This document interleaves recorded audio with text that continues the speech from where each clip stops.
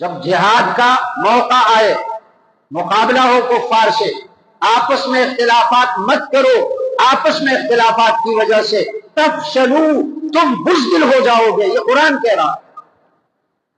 تم دیوبندی ہو، تم بریلوی ہو، تم اہل حدیث ہو، تم جو کچھ بھی ہو، تم پٹھان ہو، تم پنجابی ہو، تم اردو والے ہو، تم جو کچھ بھی ہو، کسی بھی سیاسی پارٹی سے تمہارا تعلق ہو، جب مقابلہ کفار کے ساتھ ہو جائے، لا تنازعوا، آپس کے اختلافات کو مت چھوڑو، آپس کے اختلافات کو ختم کر دو، اس کو چھوڑ دو۔ اگر آپس میں اختلافات ہوں گے فتفشلوا، بزدل ہو جائیں گے۔ آج دیکھ رہے ہیں ہم سوشل میڈیا پر مذاق اڑایا جا رہا ہے، پاکستانی فوج کا مذاق اڑایا جا رہا ہے، اور یہ جو کفار کا مقابلہ ہو رہا ہے اس کا مذاق اڑایا جا رہا ہے۔ کون اڑا رہے ہیں؟ ہمارے پاکستان کے سیاسی لوگ، سیاسی پارٹیوں والے اس کا مذاق اڑا رہے ہیں۔ اللہ فرماتا ہے کہ آپس میں اختلاف مت کرو، تم بزدل ہو جاؤ گے۔ تو جو اس کا مذاق اڑا رہے ہیں یہ تو پس پردہ مودی کی حمایت کر رہے ہیں، ہندوؤں کی حمایت کر رہے ہیں، اور یہ چاہتے ہیں کہ پاکستان کمزور ہو جائے، پاکستان کی فوج کمزور ہو جائے، یہی چاہتے ہیں۔ فوج سے ہمارے بھی اختلافات ہو سکتے ہیں اور ہوئے بھی ہیں، لیکن یہاں مقابلہ دشمنوں کے ساتھ، وَاصْبِرُوا، صبر کرو۔ یہ صبر تو ہر جگہ چلتا ہے، شریعت کے ہر حکم میں صبر کی ضرورت ہے، لیکن جہاد کے دوران صبر کی زیادہ ضرورت ہے۔ اگر کسی سے کوئی کڑوی کسیلی بات سنی، صبر کرو۔ اگر کسی سے تمہیں تکلیف پہنچی، مقابلہ کفار کے ساتھ ہے، صبر کرو۔ ہندوؤں کے ساتھ مقابلہ ہے، دشمنوں کا مقابلہ ہے، صبر کرو۔ اگر تمہارا آپس میں اختلاف ہے ایک دوسرے کے ساتھ، یہاں مقابلہ کفار کے ساتھ ہے، صبر کرو۔ وَاصْبِرُوا، صبر کرو۔ ان اللہ مع الصابرین، صبر کرنے والوں کے ساتھ اللہ ہے۔ جب اللہ صبر کرنے والوں کے ساتھ ہے تو پھر صبر کرنے والے شکست نہیں کھا سکتے، وہ ناکام نہیں ہو سکتے، وہ غالب آئیں گے۔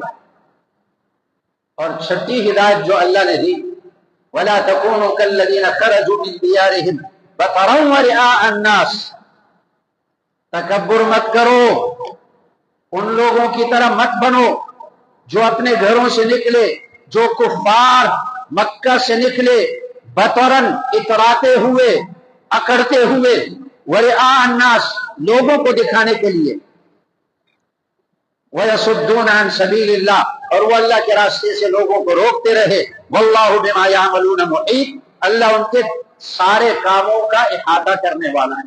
تکبر مت کرو۔ نبی کریم صلی اللہ علیہ وسلم نے غزوہ بدر میں کیا کیا؟ جب مقابلہ ہوا، نبی کریم صلی اللہ علیہ وسلم کے لیے ایک چھپر سا بنا دیا گیا اور صحابہ نے پہرا دینا شروع کیا۔ ابو بکر صدیق رضی اللہ عنہ کھڑے ہیں، صحابہ سارے سو گئے، اور نبی کریم صلی اللہ علیہ وسلم ساری رات جاگتے رہے اور روتے رہے، اللہ کے سامنے گڑ گڑاتے رہے، یہاں تک کہ آپ کی چادر مبارک زیادہ گڑ گڑانے کی وجہ سے سرک کر نیچے گری۔ ابو بکر صدیق رضی اللہ عنہ نے آ کر تسلی دی اور عرض کیا، رسول اللہ، اللہ آپ کے بغیر مدد کے نہیں چھوڑے گا، بس کر دیں، بس کر دیں۔ ابو بکر کو کہاں سے پتہ چلا؟ ابو بکر نے کہاں سے معلوم کیا؟ دیکھا کہ رسول اللہ صلی اللہ علیہ وسلم اللہ کے سامنے اتنے روئے ہیں، اتنے گڑ گڑائے ہیں، اور اللہ کے محبوب ہیں، اللہ بغیر مدد کے آپ کو نہیں چھوڑے گا۔ یہ مطلب نہیں کہ ابو بکر صدیق رضی اللہ عنہ کا یقین اللہ پر رسول اللہ صلی اللہ علیہ وسلم سے بڑھ گیا، بلکہ رسول اللہ صلی اللہ علیہ وسلم کی حالت کو دیکھتے ہوئے ابو بکر صدیق نے عرض کیا، بس اب اللہ کی مدد آئے۔ اور نبی کریم صلی اللہ علیہ وسلم اللہ کے سامنے کیا عرض کر رہے ہیں؟ اللہم انی انشدک عہدک ووعدک، اے اللہ تو نے میرے ساتھ جو وعدہ کیا تھا نصرت کا، مدد کا، میں تیرا وعدہ مانگتا ہوں، وہ وعدہ پورا کر دے۔ اللہم ان تہلک ہذہ العصابۃ لا تعبد فی الارض بعد اليوم، اے اللہ میرا سارا سرمایہ یہ ہے، یہ جو 313 کی جماعت ہے، میرا سارا سرمایہ یہ ہے۔ مکہ مکرمہ میں 13 سال میں نے محنت کی، یہ سرمایہ اکٹھا کیا۔ اے اللہ، اگر یہ جماعت صحابہ کی ہلاک ہو جائے، قتل کر دی جائے، شہید کر دی جائے، قیامت تک تیرا نام لینے والا کوئی نہیں رہے گا۔ کیسے اللہ کے سامنے گڑ گڑائے؟ اور پھر جب دیکھا کہ فرشتے اتر گئے مدد کے لیے، جبریل آئے اور فرشتوں کی کمان کر رہے ہیں، 1000 فرشتے آئے، اور اللہ نے 3000 کا وعدہ بھی کیا، 5000 کا وعدہ بھی کیا، لیکن 1000 اتر گئے۔ تو نبی کریم صلی اللہ علیہ وسلم نے اس کے بعد ظاہری اسباب اختیار کیے، پہلے روحانی اسباب اختیار کیے، روحانی طاقت، روحانی اسلحہ پہلے استعمال کیا، اللہ کا ذکر، اللہ سے دعائیں، اور جب روحانی اسلحہ پورا استعمال کیا تو اس کے بعد ظاہری اسلحہ استعمال کیا، اور ایک مٹھی ریت کی اٹھا کر یوں پھینکی دشمنوں کے طرف، اور فرمائے شاہت الوجوہ، شاہت الوجوہ، ان کے چہرے برے پڑ جائیں۔ تو حدیث میں آتا ہے کہ جتنے کافر تھے 1000، ہر ایک کی آنکھ میں ریت کے ذرات پہنچ گئے، ہر ایک کی آنکھ میں پہنچ گئے، وہ اپنی آنکھیں ملنے لگے۔ اللہ نے فرمایا قرآن میں وَمَا رَمَيْتَ إِذْ رَمَيْتَ وَلَكِنَّ اللَّهَ رَمَى، اے میرے نبی، آپ نے جو ریت پھینکی یہ آپ نے نہیں پھینکی، یہ اللہ نے پھینکی ہے، ظاہر میں آپ نے پھینکی۔ آپ کتنے بندوں کی آنکھوں تک یہ ریت پہنچا سکتے ہیں؟ 20 بندوں کی، 30 بندوں کی آنکھوں تک یہ ریت پہنچا سکتے ہیں، یہ 1000 بندوں کی آنکھوں تک جو ریت پہنچ گئی، کس نے پہنچائی؟ اللہ نے پہنچائی۔ تو اس سے ہمیں سبق ملتا ہے کہ تکبر ہم نہ کریں، میں یوں ایسا ہوں، ہم ایسا کر دیں گے، تکبر نہیں کرنا چاہیے، تکبر اللہ کو پسند نہیں ہے۔ یہ ہدایات ہیں قرآن مجید کی، 6 ہدایات۔ جنگ کے دوران کیا کرنا چاہیے مسلمانوں کو، اس سے متعلق یہ 6 ہدایات میں نے آپ کے سامنے عرض کر دی۔ یہ ہدایات فوج کے لیے بھی ہیں، لڑنے والوں کے لیے بھی ہیں، اور تمام مسلمانوں کے لیے۔ اور اس کے علاوہ ایک عجیب بات ہے کہ انڈیا نے حملہ کیا، کس پر حملہ کیا؟ سب سے پہلے کس پر حملہ کیا؟ اس میں آپ غور کریں، یہ کوئی معمولی بات نہیں ہے۔ کسی وزیر اعظم کے محل پر حملہ نہیں کیا، وزیر اعلی ہاؤس پہ حملہ نہیں کیا، گورنر ہاؤس پہ حملہ نہیں کیا، جہاں کروڑوں کی، اربوں کی دولتیں ہیں، اسلحے ہیں۔ آرمی چیف کے محل پر حملہ نہیں کیا، فوج کے ہیڈ کوارٹر پر حملہ نہیں کیا، وہاں حملہ کر کے سارا اسلحہ تباہ ہو جاتا۔ کس پہ حملہ کیا؟ انڈیا کی فوج نے بہاولپور میں ایک مسجد اور ایک مدرسے پر حملہ کیا، مسجد اور مدرسے پر۔ آپ اس سے اندازہ لگا لیں کہ جتنے بھی کفر کی طاقتیں ہیں، چاہے وہ ہندو ہوں، چاہے وہ عیسائی ہوں، انگریز ہوں، یہود ہوں، مجوس ہوں، جو بھی ہوں، یہ پوری دنیا میں اپنا سب سے پہلے نمبر پر دشمن مسجد اور مدرسے کو سمجھتے ہیں، مدرسے کو اپنا دشمن سمجھتے ہیں۔ کیا وہ صدر کے محل پر، صدر پاکستان کے محل پر حملہ نہیں کر سکتے تھے؟ کیا وہ وزیر اعظم کے محل پر حملہ نہیں کر سکتے تھے؟ کیا وہ کسی جرنیل کے محل پر حملہ نہیں کر سکتے تھے؟ حملہ کیا انہوں نے مدرسے پر، اور اس مدرسے میں بچوں کو شہید کیا، 8-10 بچے بھی شہید ہوئے۔ لیکن یہ بھی ایک ناانصافی ہوگی کہ ہماری فوج جب خبر دیتی ہے نا تو کہتے ہیں فلاں کرنل صاحب شہید ہو گئے، فلاں جرنل صاحب شہید ہو گئے، فلاں کرنل کا بیٹا شہید ہوا، لیکن بہاولپور میں جو 14-15 افراد شہید ہوئے ان کا نام نہیں لیتے، یہ شہید ہوئے۔ یہ بھی زیادتی ہے، ایسی زیادتی نہیں ہونی چاہیے۔ تو معلوم ہوا کہ کفر کی طاقتوں کو سب سے زیادہ خوف ہمارے مدرسوں سے، ان کو ہمارے ایٹم بم سے اتنا خوف نہیں ہے، ہماری توپوں سے اتنا خوف ان کو نہیں ہے، اور ہمارے راکٹوں سے ان کو اتنا خوف نہیں ہے، ان کو خوف ہمارے مدرسوں سے، اس لیے مدرسوں کو نشانہ بنایا۔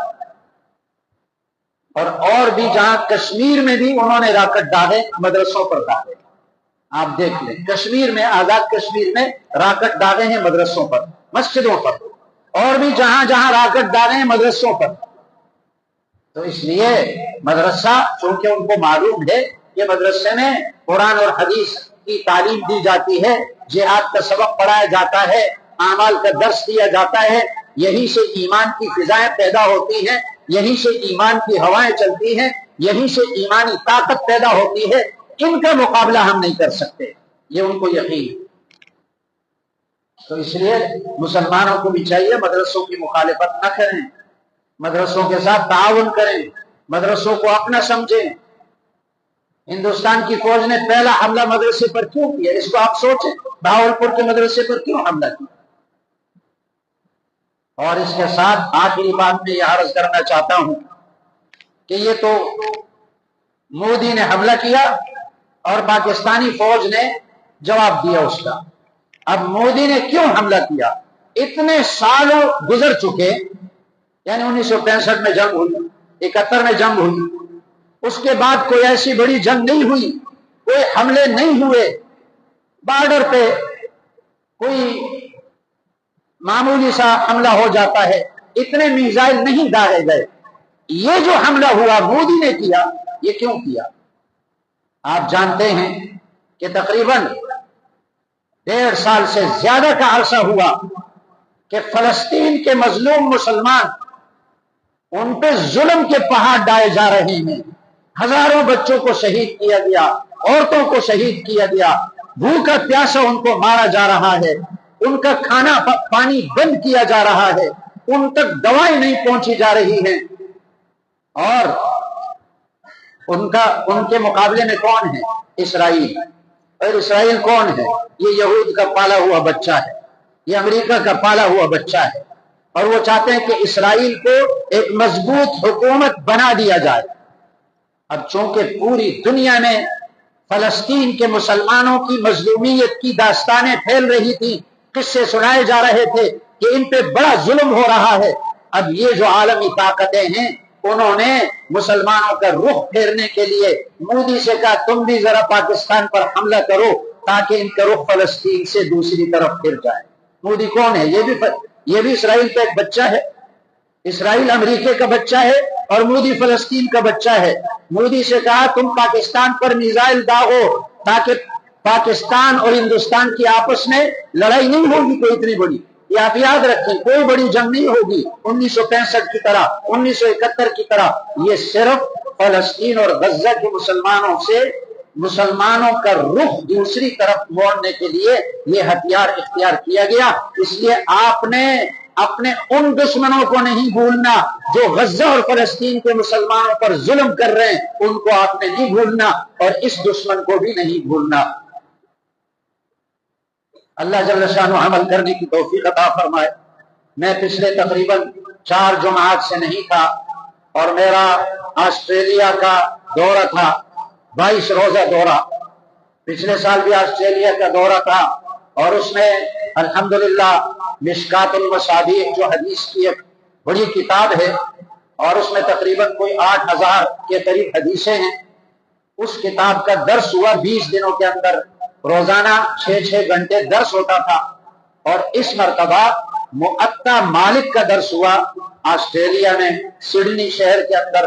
موطا مالک، یہ امام مالک رحمہ اللہ نے کتاب لکھی حدیث کی، اور اس میں حدیثیں تقریباً کوئی 2500 حدیثیں ہیں، اور 14 دنوں میں اس کا درس ہوا۔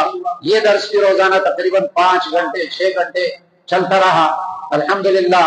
اور جو درس میں شامل تھے وہ انڈیا کے بھی تھے، اور افریقہ کے، بنگلہ دیش کے، پاکستانی مسلمان، افغانستان کے، لبنان کے، مصر کے، سیریا کے، الحمدللہ۔ تو پاکستان کے مدارس جو ہیں ان کا فیض الحمدللہ پوری دنیا میں چل رہا ہے۔ جو حضرات باہر کے دنیا میں گئے ہیں ان کو پتا ہے کہ پاکستان کے مدارس سے پڑھے ہوئے لوگ وہاں گئے ہیں، انہوں نے مدرسے قائم کیے۔ مجھے جس نے دعوت دی وہ ہمارے جامعہ بن نوریہ کا فاضل ہے، جہاں اس نے پڑھا ہے، سڈنی میں اس نے مدرسہ قائم کیا اور وہاں اس نے دعوت دی الحمدللہ۔ اللہ جل شان اس کو قبول فرمائے۔